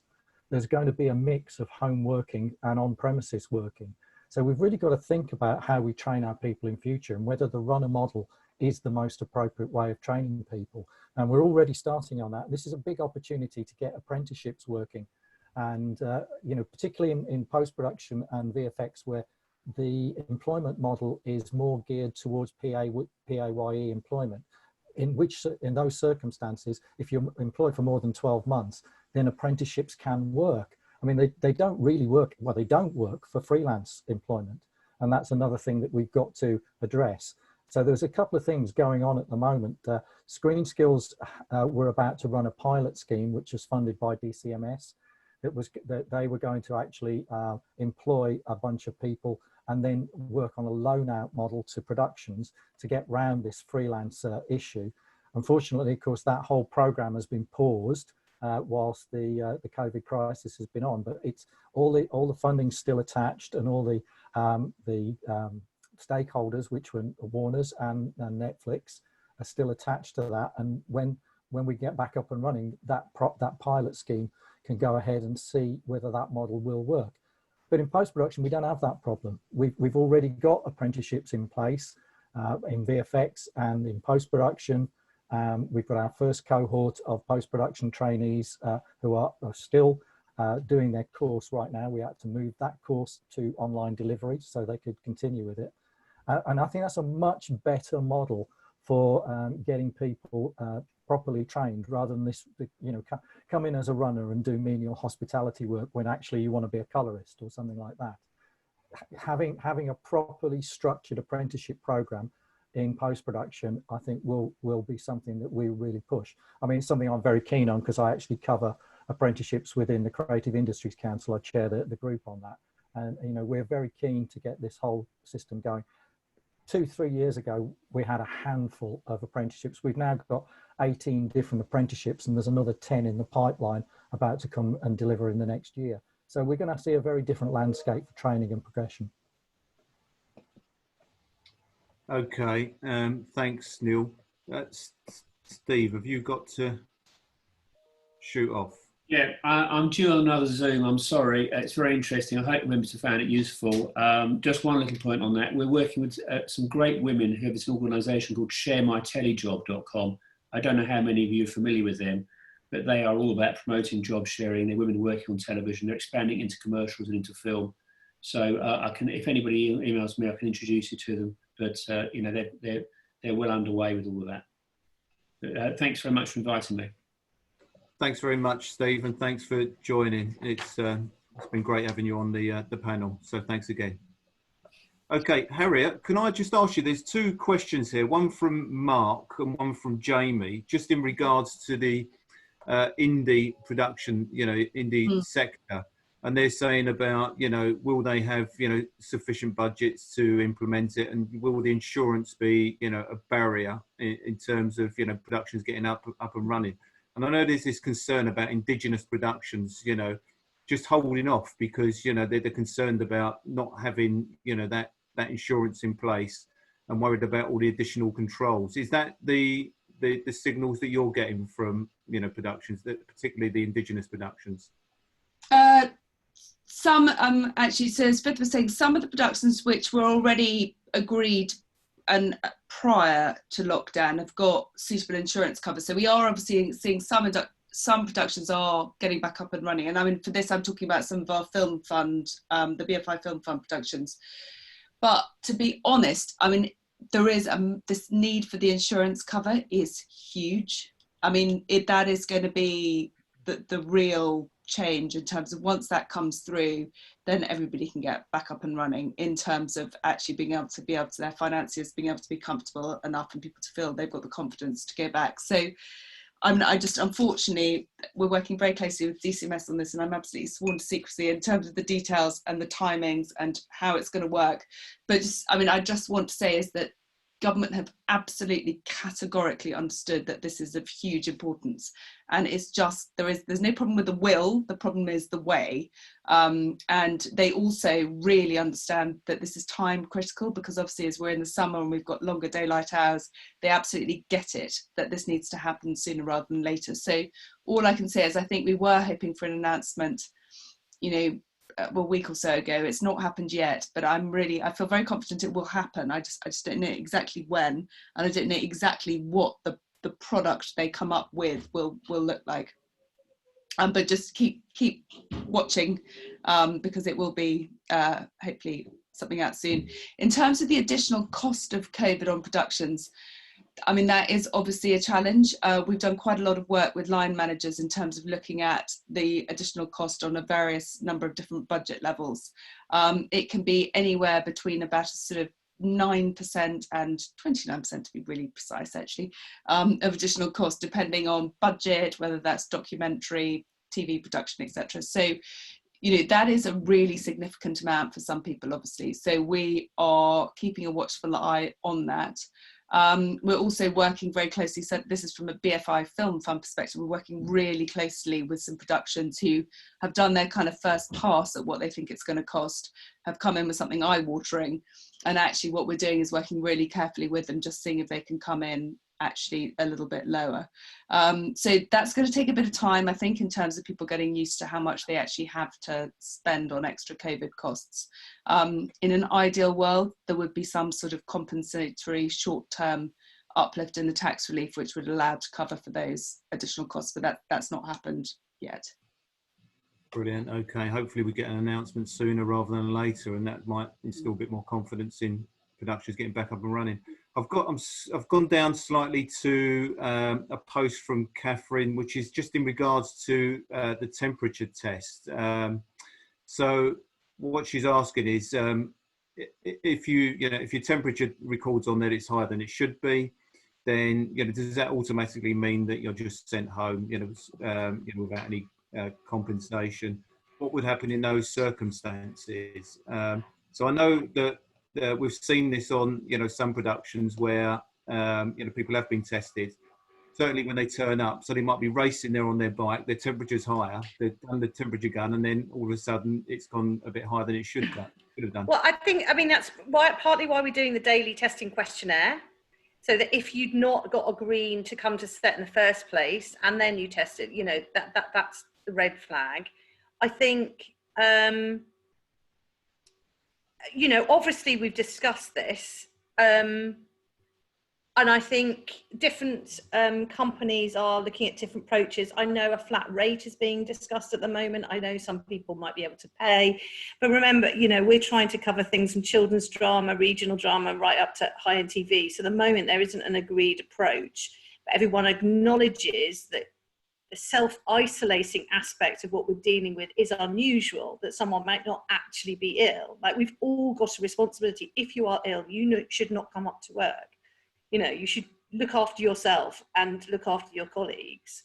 And I know financially that puts us in a tricky situation, but we are a freelance market, and that's a setup. And obviously we have different employees on different kinds of cover if they are ill. So I would say every employer that and producer I've been talking to, and that's basically all the high-end TV HOPs, are all looking for an approach that will mean that someone doesn't get home immediately. So if someone's temperature, you know, if it's clear they've been running, there will be a medic on set, which will probably go and sit in your car for an hour, and we'll carry on, and then we'll test you again.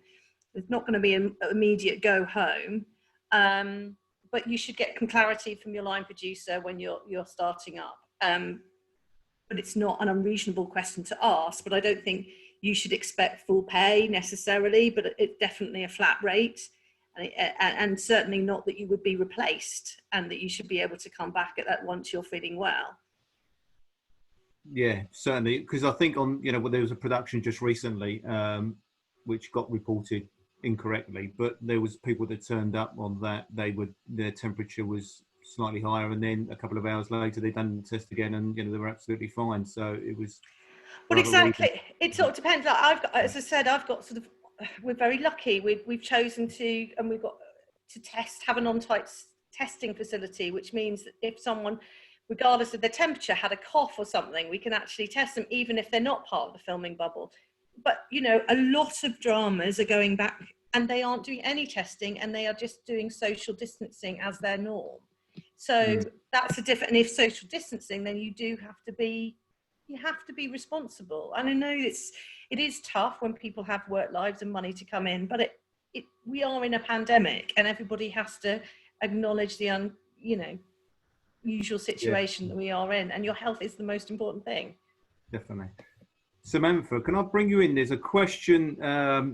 It's a question that's come across the union a couple of times from the hair and makeup department. They've referred to the BBC, but more generally, they've said that there's other guidance out there, you know, from the Beauty Council and, you know, some other, you know, agencies and bodies. They've suggested that it's still not, you know, safe for the hair and makeup, you know, department to actually go back to work. And clearly, you know, from what you've said, that, you know, the guidance, the BFC guidance has gone through quite a rigorous, from you know, everyone from number 10 downwards. So could you just touch on that again, just in terms of the hair and makeup? Sure. Thank you.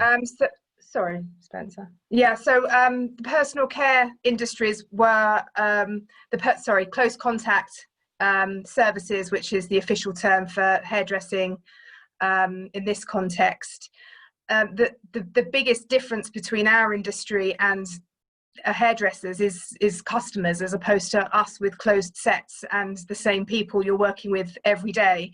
So we have in place a fixed team concept for close working, and with hair and makeup in particular, there is a fixed team plus use of visor within the guidance. So it's really important. We've had this question probably more than any other, not specific to hair and makeup, I should add, but just in general.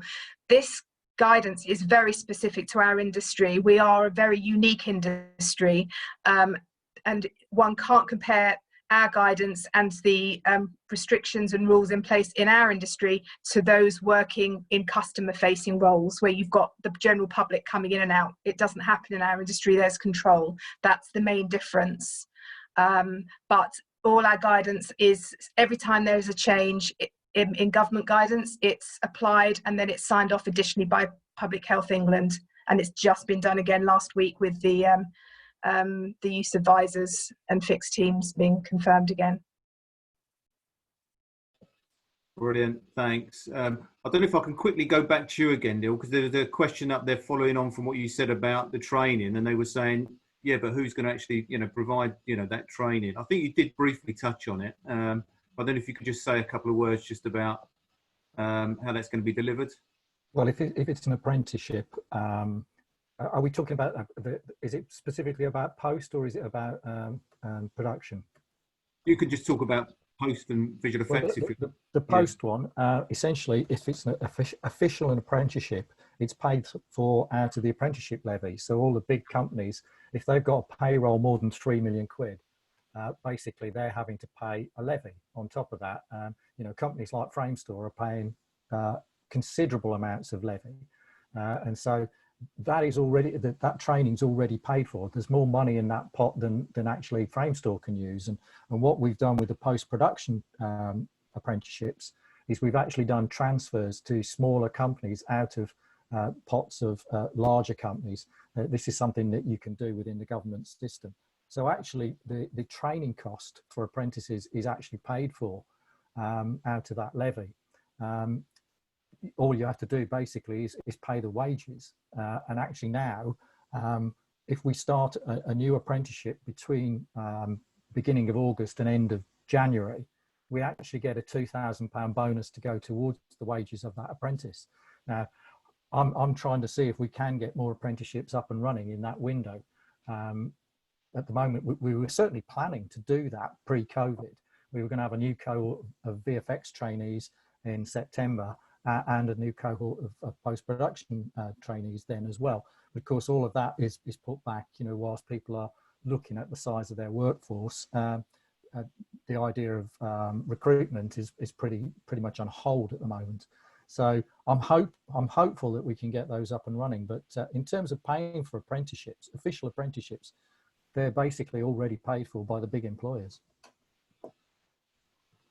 Brilliant. Yeah, thanks, Neil. Just in terms of, I've scrolled down and someone's posted on there about there are many companies, including large TV companies, who are offering jobs to people at half their daily rates. What does the panel think of those situations? Obviously, you'd expect the union to have a position in terms of, you know, when people's rates are getting cut, because right at the beginning we said it's about, you know, getting the right people, and to get the right people you need to pay the right amount of money. So I don't know if I can start with you, Kevin, just in terms of, you know, what the position is from Warners in regards to, and then maybe if we can come to you afterwards, Frith. It's about rates of pay and about whether there'd be any move to. Sorry, I'm not clear what the question is, Spence. The question was that they're seeing signs now in certain areas of production where they're asking for people to come back, but at reduced rates. Right. And the concern there that that's a domino effect, that effectively if one production does it, then, you know, other productions will follow behind. No.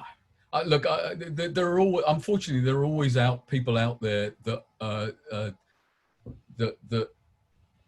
there's always bad practice out there, as we know, which is frankly why you need the union. You know, and I know it's easy for me to say, but look, if there are companies out there that aren't doing what they should be doing, then don't work for them. You know, the only power that you have, in effect, in circumstances like this is your labour, and you've got the ability to either provide or withdraw your labour. And, you know, yes, the union's there to protect you, but, you know, if you've been offered half your rate, don't do it. Look, we have our collective bargaining agreements in place. There's no intention to not practice those collective bargaining agreements going forward.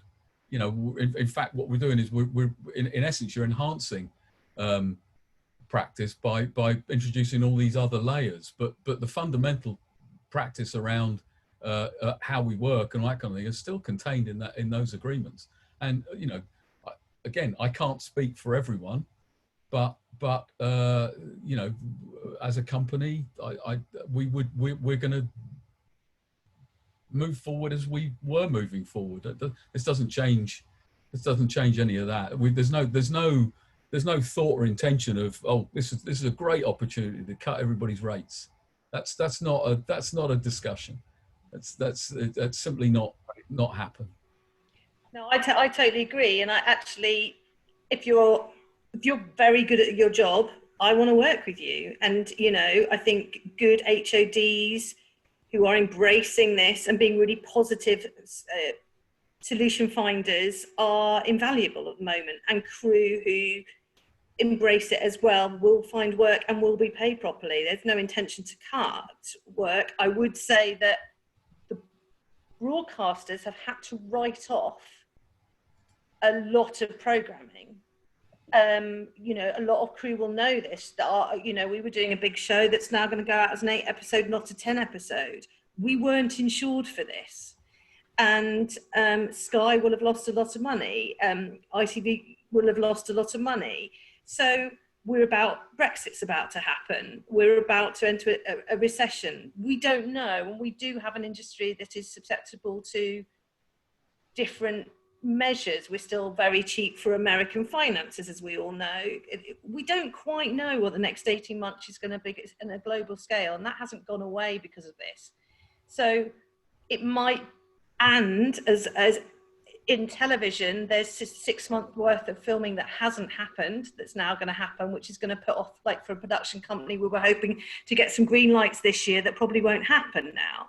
So, and I would say also broadcasters are passing on risk to us in a way that means there will not be as many production companies at this time next year. There just won't be, because they will have not had commissions, or the terms in which the broadcasters are asking them to make shows is unsustainable.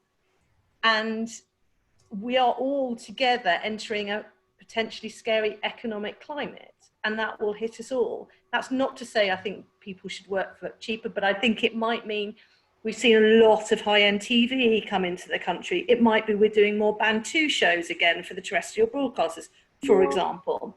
So I think we've got to be, we are all part, we don't quite know. I suspect the boom will happen and continue to be the period that we've had in the last 5 years, which is fantastic. But there are going to be pressures, and I would say this situation has put risk on the programme maker.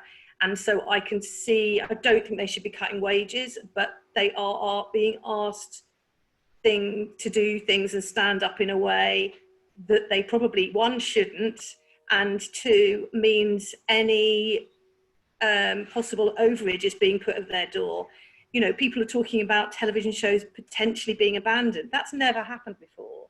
So we are in a different economic climate, of which crew are part of it. But that's why, exactly as Kevin says, the union's important, having terms is important. Knowing when you start a job, do you want to be with that company? Will they see you right? And, you know, I think a lot of us have behaved really right during this, this pandemic, and just try and work for those employers that are fair and good.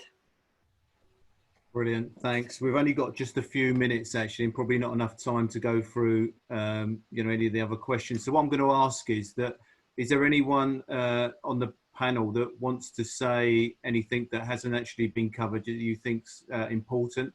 Samantha. I would just say that a lot of the questions I'm seeing in the Q&A are actually covered in the guidance, and if not in our guidance, then in Neil's or within the broadcaster guidance, which is much more around shiny floor, reality, you know, broadcast TV rather than our scripted drama stuff. So definitely revisit the existing guidances, because a lot of those questions are answered within. Brilliant, thanks Samantha. Neil, have you got anything? You're on mute, Neil. Still on mute, Neil. Yeah. Still on mute. You've missed your opportunity. Frith, do you you want to do it? It wasn't important anyway. I was just going to say I've just posted the link to our guidance. Okay, thanks, Frith. Yeah, anything? I would just want to say it's not, this is workable. This is workable. We can make really good shows, and don't be fearful of coming back for work. Don't feel that your employer is doing it for hearsay or to get some brownie points. The employer's in a much more risk-taking situation they've ever been before, and health and safety is paramount. I will be, you know, it will not be a good thing if someone gets it on my show, and we're doing everything in our power not to do that, but I'm also doing everything in our power to produce something really great. So, you know, it's not about being the new normal, it's actually being pretty normal. And it's actually, as I said, started at the beginning, being a production meeting. It was still a production meeting and people arguing over whether we should have VFX, you know, flames or rain. And suddenly it's really lovely to be back to talking about making a show. And that is the fun and the art of what we still do. And it, you know, that's the good bit. It might not be fun because everyone's wearing masks and you can't hear the jokes. But apart from that, it'll all get, you know, it will get back to it. Brilliant. Maybe we should have come on with masks as well. Harriet, have you got anything to say that hasn't been covered? You're on mute, Harriet. On mute. Right, there we go. Sorry, I just want to say thank you. I mean, it's been insanely hard work, and every single person, panelist-wise, and I'm sure everybody else on this call, I mean, it's been an extraordinarily intense period. but I mean, I am a bit of an eternal optimist, but I think the stuff we're going to learn coming out of this that's going to make it's better industry to work in. And I think we just have to grasp that and make sure we don't just get on and get back to work in exactly the way we did before, and that we do just pause and remember that we learned a lot during this period and we need to take those things forward with us. So that's all I want to say, really. And thank you to everybody, because it has been hard work, but I think we've come out of it so far, touch wood, quite well as a sector and an industry. I'll definitely echo the thanks to members for feeding in on the consultation, because a lot of it is your members' works, and you and Jay Spencer as well for helping out so much. Brilliant, thanks, Samantha. Kevin, any parting words? I think there's a lot. It might not feel like it right now, but I think there's a lot to be positive about in the longer term. You know, for all of the difficulties that we're facing with, you know, getting immediate projects green lit, or this sort of level of uncertainty. I think a good yardstick is always looking at other investments, and you know, what I haven't seen is people suddenly pulling out of the proposed studio development projects, for instance. Now, you know, Agreed. if those investors are still deciding that actually there's a future in building infrastructure, then I think that's not a bad indicator. And you know, to all the people kind of concerned around next elements of training and whatever we're doing, well, you know, again, if we're going to keep building all these stages, that's great, but we've got to have crews to put in them. You know, so companies are going to have to address that. You know, they're going to have to deal with whatever the landscape looks like, training being a key part of it, and bringing all that along. So I do think the longer term prospects still look extremely optimistic. That's a really good note to end on, actually, Kevin, because I think, you know, when I saw the announcements about, you know, Dagenham and the one in, you know, Elstree, it's really positive, and it shows that there is confidence still in the industry that, you know, we're going to grow, which is a really good sign, I think. So I just want to end by saying a massive thank you to all of you, you know, on behalf of Beck2, on behalf of, you know, Philippa Charles, who's the head of Beck2, to say thanks to all of you for joining us, and also for the participants, you know, anyone who joined today's webinar. Hope you found it useful, and you know, I think, you know, we have got something, you know, positive to look forward to for the future. So thanks, Frith, Kevin, Steve, Neil, Harriet, and Samantha for joining us today. Thanks, everyone. Thanks for hosting, Thank you. Spence. Thank you. Yeah, thanks, Spencer. Bye-bye.